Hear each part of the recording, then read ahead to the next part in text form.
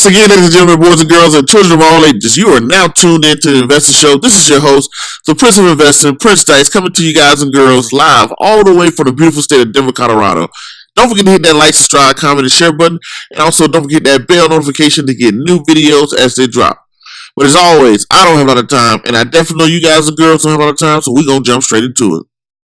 So this video is about, are CDs really worth it? Or, what are CDs? CDs are certificates of deposits, CODs, or whatever the case may be. So I'm here on bankrate.com. That's bank, BANKRATE.com. No, it's not sponsored by them or anything like that. It's just a nice little site that compares financial products that I thought I'd use for this type of experiment. So I go to bankrate.com, and we're looking at CD rates for April 2019. So as you can see here, the number one rated one they have is a Goldman Sachs CD with a minimum of $500.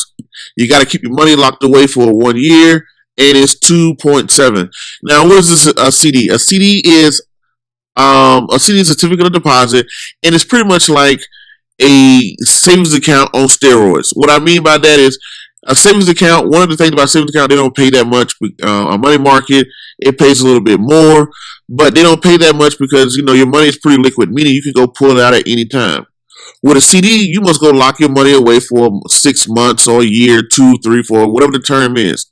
And in return, by giving away your liquidity, by giving away the risk of being able to touch that money, you get a guaranteed return.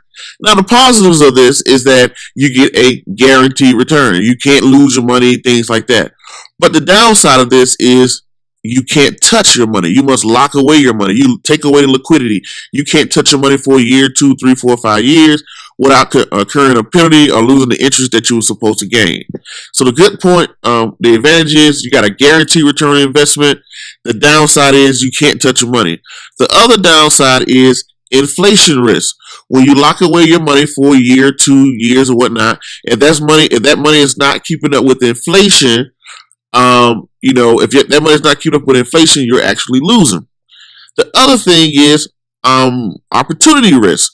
What is opportunity risk? Opportunity risk means that, hey, while my money is locked away for this 1, 2, 3, 4, 5 years, look at the opportunities that I could have done with other money. So for prime example, this says here it has a 2.7 in 1 year, which is pretty good. Now we got to look at the average inflation. The average inflation, you're looking at about 2 to 4%, right?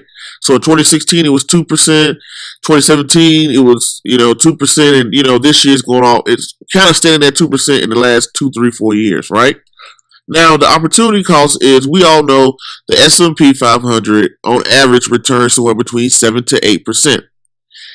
Now, Prince, is it really worth it? I will say it depends on the person. For prime example, this is something that I think a CD is good for.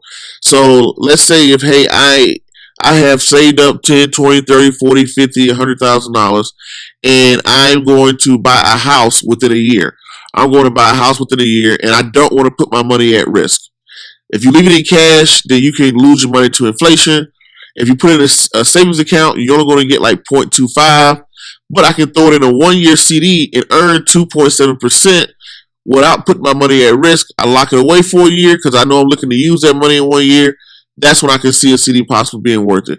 Other than that, being a young man, I know some people like to use ladders, but due to opportunity cost, not opportunity cost, but opportunity risk, due to inflation risk, I wouldn't use it. Due to, not keeping up with inflation and all the other things out there that I can put money in that can beat that 1 to 2% a year off of, other investments. So that's why it would be a no for me. So I hope that kind of helped you out. The good things that, things that it's good for is like if you're a short-term person and you're going to need your money within a year or two, or if you hit that retirement age and you don't want to put your money at risk, but you kind of want it to grow in a way, better than a savings account, then it's a good deal for you. But anything else as an investment, I would probably say a nay. But those are your pros and your cons to it. I hope that helped you out. Don't forget to hit that like, subscribe, comment, and share button. And until the next video, podcast, cartoon, or whatever else you see me do crazy around the globe, peace, be safe, I'm out, and thank you.